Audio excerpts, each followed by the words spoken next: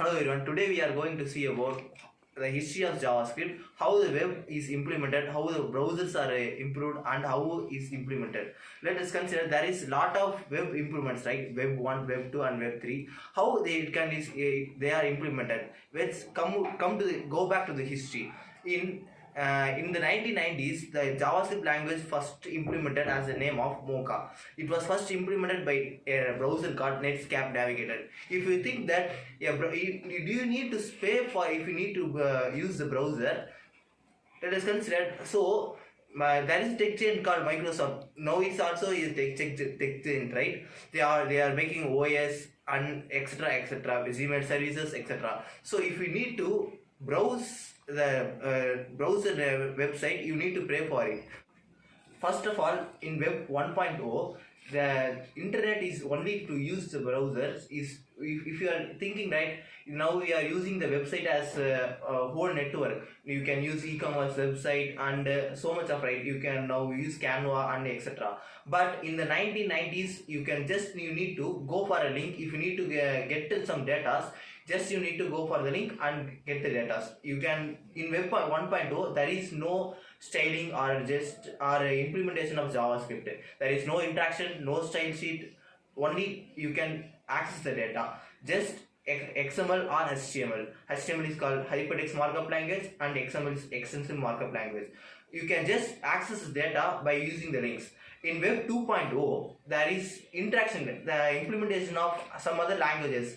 Let us consider Brendan East. He is the father of JavaScript. He implemented the language called JavaScript as Mocha, and then the Mocha is converted as LiveScript, and then it is converted as JavaScript. Now we can use JavaScript as front-end language and the back-end language. Let us consider what is back-end language.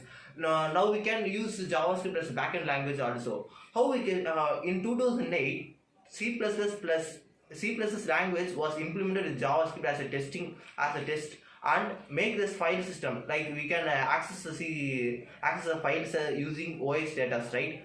So by implementing C++ other few OS features with the JavaScript, we can use the JavaScript as a backend language. You can make encryption, decryptions, and you can create your own server and you can run your own servers and implement your own website as backend.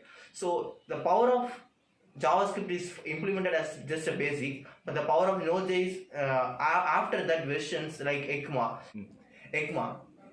European Computer Manufacturer Association.